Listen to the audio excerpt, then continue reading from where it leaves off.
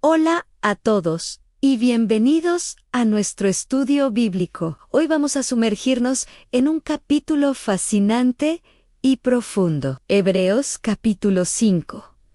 Este pasaje nos revela el papel de Jesús como nuestro sumo sacerdote y nos desafía a crecer en nuestra fe. Así que pónganse cómodos y preparemos nuestros corazones para recibir esta palabra. El capítulo comienza explicando la función de un sumo sacerdote en el Antiguo Testamento. Dicen: todo sumo sacerdote es escogido de entre los hombres, nombrado para representarlos delante de Dios y para hacer ofrendas y sacrificios por los pecados.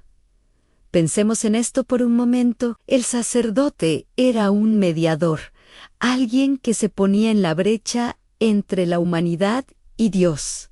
No era un ser perfecto. De hecho, el versículo 2 nos dice que, como estaba sujeto a las debilidades humanas, podía tener compasión de los demás. Era uno de nosotros. Y debido a su propia debilidad, tenía que ofrecer sacrificios no solo por el pueblo, sino también por sus propios pecados. Este era un cargo de inmenso honor. El versículo 4 aclara que nadie podía simplemente decidir ser sumo sacerdote. Era un llamado directo de Dios, como en el caso de Aarón, el hermano de Moisés. No era una posición que uno pudiera ganar o merecer por sí mismo, sino un honor conferido por Dios. Ahora, el autor de Hebreos conecta esta figura del Antiguo Testamento con Jesús de una manera poderosa. El versículo 5 nos dice de la misma manera. Cristo no se nombró sumo sacerdote a sí mismo, sino que Dios le dio ese honor a Jesús. No se autoglorificó. Fue Dios Padre quien lo exaltó. El texto cita el Salmo 2. Tú eres mi hijo, yo te he engendrado hoy en... Y luego, en el versículo 6, cita el Salmo 110. Tú eres sacerdote para siempre. De la misma clase que Melquisedec. Aquí se introduce una figura muy interesante. ¿Quién era él? Melquisedec aparece brevemente en Génesis. Era rey de Selam y sacerdote del Dios Altísimo. Su nombre significa rey de justicia. Él bendijo a Abraham y Abraham le dio los diezmos. Lo curioso de Melquisedec es que la Biblia no menciona su genealogía, ni su nacimiento, ni su muerte. Por eso, se le ve como una figura que prefigura a Cristo, cuyo sacerdocio es eterno, no basado en un linaje humano como el de los sacerdotes levitas descendientes de Aarón. El sacerdocio de Jesús es de un orden superior, un orden eterno. El pasaje luego nos muestra la humanidad de Cristo de una forma muy conmovedora. El versículo 7 dice que mientras Jesús vivió en la tierra, con voz fuerte y muchas lágrimas oró y suplicó a Dios, que tenía poder para librarlo de la muerte. Y por su obediencia, Dios lo escuchó. Imaginen la escena en el jardín de Getsemaní. Jesús, enfrentando la agonía de la cruz, no oró con una calma distante. Oró con clamor, con lágrimas, con una angustia real. Él sintió la carga del pecado del mundo y la separación de su Padre, y a través de esa obediencia perfecta, incluso hasta la muerte, su oración fue escuchada. No fue librado de morir, pero sí fue librado del poder final de la muerte a través de la resurrección. El versículo 8 es uno de los más impactantes de toda la carta. Así que Cristo, a pesar de ser hijo, sufriendo, aprendió lo que es la obediencia. Esto puede sonar confuso.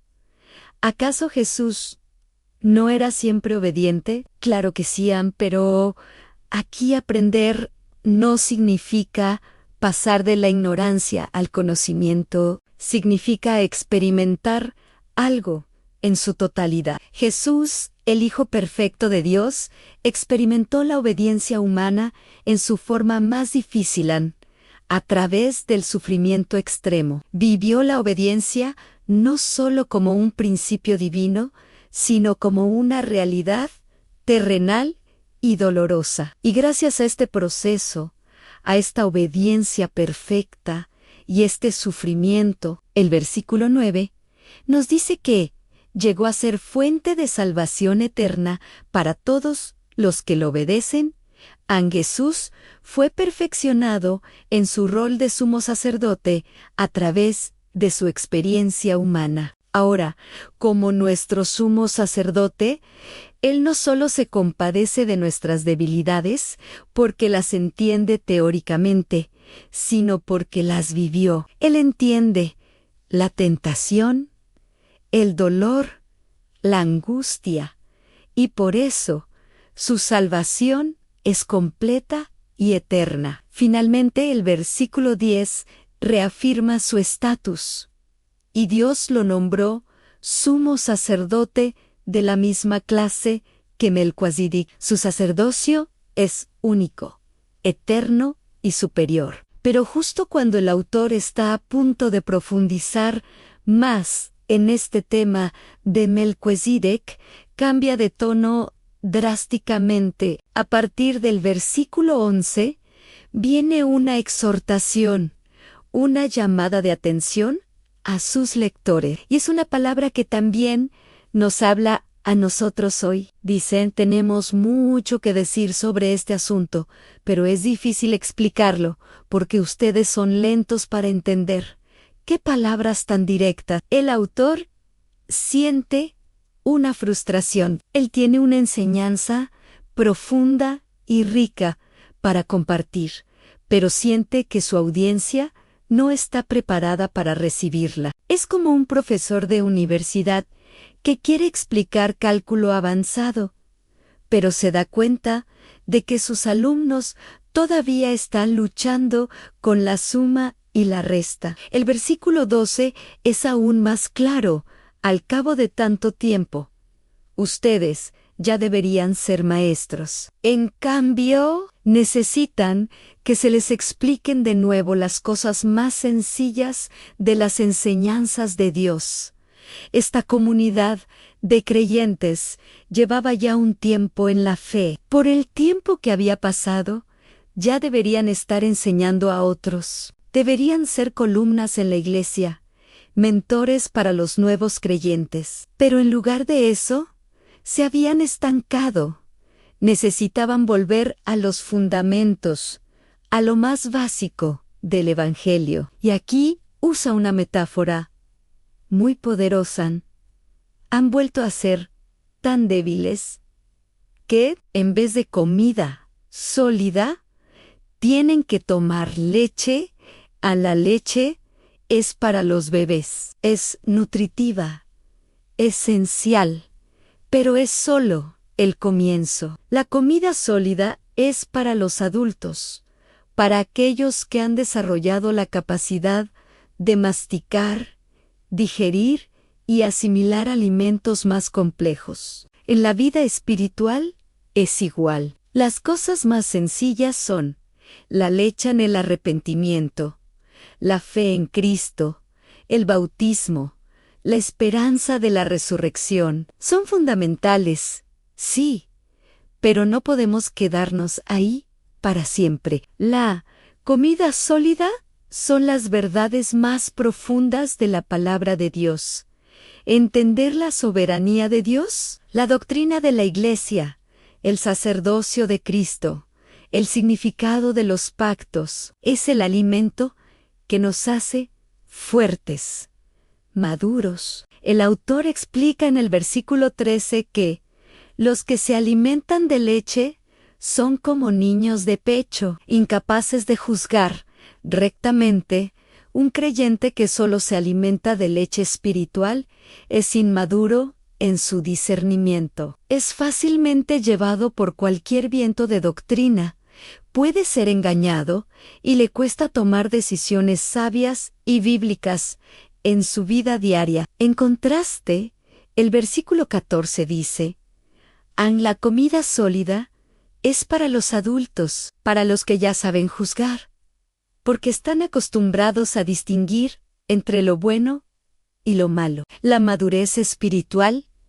no es solo acumular conocimiento bíblico, es desarrollar un discernimiento práctico, es entrenar nuestros sentidos espirituales a través del uso constante de la palabra de Dios, para que podamos distinguir automáticamente lo que agrada a Dios de lo que no. Es aplicar la verdad a la vida real.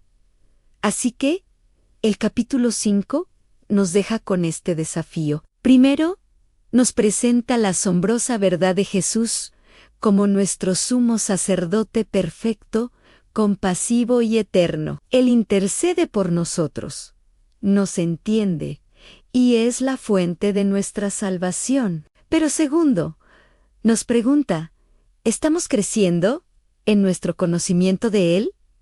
¿O nos hemos conformado con la leche espiritual? Esta es una pregunta que todos debemos hacernos honestamente. ¿Estamos buscando la comida sólida? ¿Dedicamos tiempo al estudio profundo de la Biblia, no solo a leer devocionales superficiales? ¿Estamos aplicando lo que aprendemos, ejercitando nuestro discernimiento en las decisiones diarias? El deseo de Dios es que maduremos, que pasemos de ser niños espirituales a ser adultos capaces de manejar la verdad y de enseñar a otros. Reflexionemos sobre esto. Agradezcamos a Dios por Jesús, nuestro gran sumo sacerdote, y pidámosle que nos dé un hambre insaciable por su palabra, por la comida sólida que nos hará crecer